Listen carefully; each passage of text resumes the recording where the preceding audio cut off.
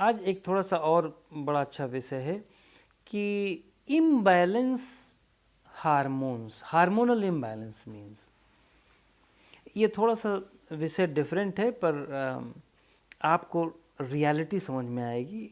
मैं उस अप्रोच को लूँगा, ठीक है। ज़्यादातर ये धार्मिक लोगों पर अप्लाई होता है, पर ये विरोध के तौर पर नहीं, हमें समझने के तौर पर देखना पड़ेगा। जितने भी हार्मोनल सीक्रेशंस हम कराते हैं वो लगभग उधार के होते हैं।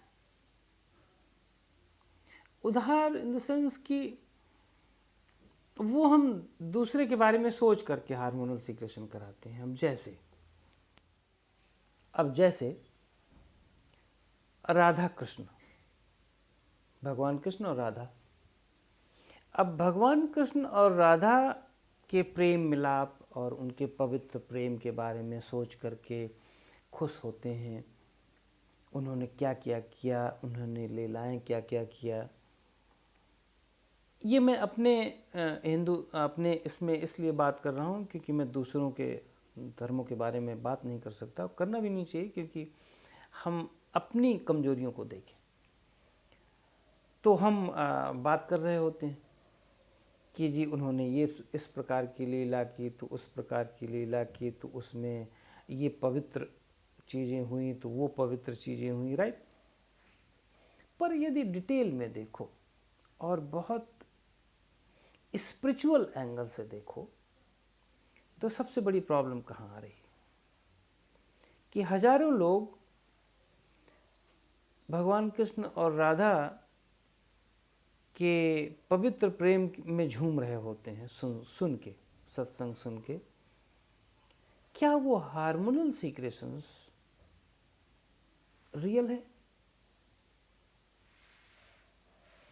अब उन्होंने जो प्रेम किया, क्या उनके वो खुश हुए होंगे ना? भगवान कृष्ण और राधा जी वो अपने प्रेम में खुश हुए होंगे, लेकिन आप उस प्रेम के जाल में आप सोच सोच के आप क्यों खुश हो रहे हो? यदि आपका बच्चा उस तरह प्रेम करने लगे, शादीशुदा बच्चा, तो क्या आप खुश होगे? आप इसलिए खुश नहीं होगे क्योंकि वो गड़बड़ है। आप ये कहोगे कि वो तो भगवान थे, उन्होंने भगवान पवित्र लीलाएं की, लेकिन आपका बच्चा करे या आप करें तो आपकी पत्नी खुश नहीं होगी, या ये हमारा समाज खुश नहीं होगा। कहने का मतलब यही है, सिंपल, बहुत सिंपल कहने का मतलब है कि हम अपने को खुश करने के लिए बहुत सारे भगवान को भी लपेट लेते हैं और उनकी स्टोरीज बनाते हैं, फैंटेसाइज करते हैं, और वास्तव में एक सर्टेन टाइम के बाद हम खुद ही हार्मोनली इम्बैलेंस्ड हो जाते हैं। क्यों? क्योंकि हम दिन भर वही फैंटेसाइज कर रहे हैं और हम अपने प्रैक्टिकल अप्रोच से दूर हो गए। अगर वही चीज हम अपने प्रैक्टिकल अप्रोच में लाएं लाइफ को, तो ज़्यादा हार्मोनल सीक्रेशंस करा सकते हैं रेदर देन फैंटेसाइज करके। ये फ्रस्ट्रेशन अल्टीमेटली, ये एंड ऑफ द डे ये फ्रस्ट्रेशन के लेवल को बढ़ाता है। मेरे पास बहुत सारे स्टूडेंट्स आते हैं जो रात में चैटिंग कर रहे होते हैं फेसबुक पर। मैं बहुत कम आता हूँ, यूट्यूब में भी मैं बहुत कम ही रहता हूँ, कोई कमेंट नहीं करता, देखते हैं आप, जो गलत है फिर भी। लेकिन फेसबुक पे चैट कर रहे होते हैं लड़के लड़कियाँ। अब हार्मोनल सीक्रेशन चल रही है, लड़की को भी चल रहा है, लड़की को भी चल रहा है, फेक हार्मोनल सीक्रेशन।